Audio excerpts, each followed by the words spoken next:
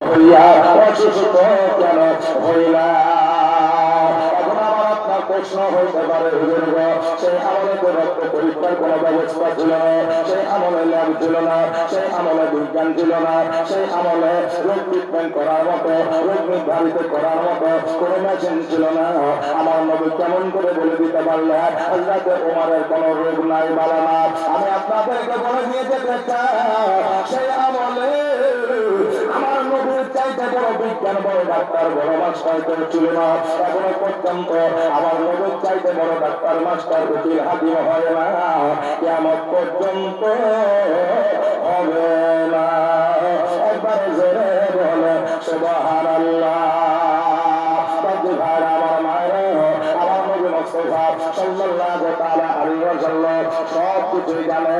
হযরত ওমর কেন আপনার অসুস্থ হয়ে যায়, বিছানা করে কেন হয়ে যায়, নবী আমার জানে। জানার পরে আপনি ওমরকে জিজ্ঞাসা করে কারণটা হইলে আমার নবীজি এই কথাটা জাহির করতে চায়। আমার নবী সেই সময় যদি বলতাম আমি সব জানি, সব বুঝে, তবে এই কথাটা আজকে ইতিহাসের পাতায় লেখা থাকতো না।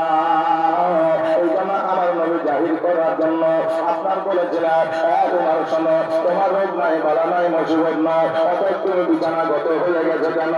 আজকে মনে করেন বলে ইয়া রাসূলুল্লাহ, নবী গো, আজ রাত্রে থেকে এক সপ্তাহ আগে জাহান্নামের কথা আপনি শুনিয়েছেন, কবরের আযাব সম্পর্কে আলোচনা করা যায়, আপনার জাহান্নামের সর্বশেষ কথা আমাদের শুনিয়েছেন। ওগো নবী যে, আজকে জাহান্নামকে ভাবিয়া, ওই অন্ধকার কবরকে ভাবিয়া আজকে অসুস্থ হইয়া বিছানাগত হয়ে গেছি।